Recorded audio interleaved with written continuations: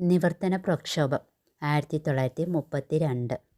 സർക്കാർ ഉദ്യോഗങ്ങളിലും നിയമസഭയിലും ജനസംഖ്യാനുപാതികമായി സംവരണം വേണമെന്ന് ആവശ്യപ്പെട്ട് ക്രിസ്ത്യൻ, മുസ്ലിം, ഈഴവ സമുദായക്കാർ ആരംഭിച്ച പ്രക്ഷോഭമാണ് നിവർത്തന പ്രക്ഷോഭം.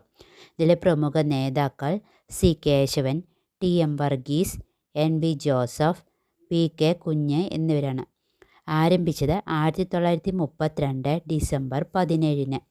ഐ സി ചാക്കോ ആണ് നിവർത്തന പ്രക്ഷോഭം എന്ന വാക്കിൻ്റെ ഉപജ്ഞാതാവ്.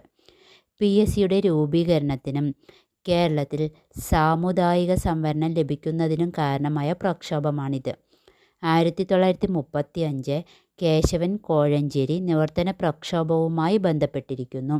1936 തിരുവിതാംകൂറിൽ രൂപീകൃതമായ പബ്ലിക് സർവീസ് കമ്മീഷൻ്റെ ആദ്യ ചെയർമാൻ GD നോക്സ്.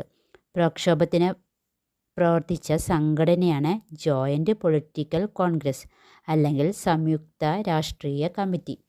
1933 തിരുവിതാംകൂർ ദിവാനായിരുന്ന CP രാമസ്വാമി അയ്യർക്ക് മെമ്മോറിയൽ സമർപ്പിച്ചത് ജോയിൻ്റ് പൊളിറ്റിക്കൽ കോൺഗ്രസ് ആണ്.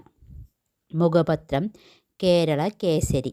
നിവർത്തന പ്രക്ഷോഭത്തിൻ്റെ ജിഹ്വ എന്നറിയപ്പെടുന്നത് കേരള കേസരി. കോഴഞ്ചേരി പ്രസംഗത്തിലെ അധ്യക്ഷൻ ബാരിസ്റ്റർ ജോർജ് ജോസഫ്.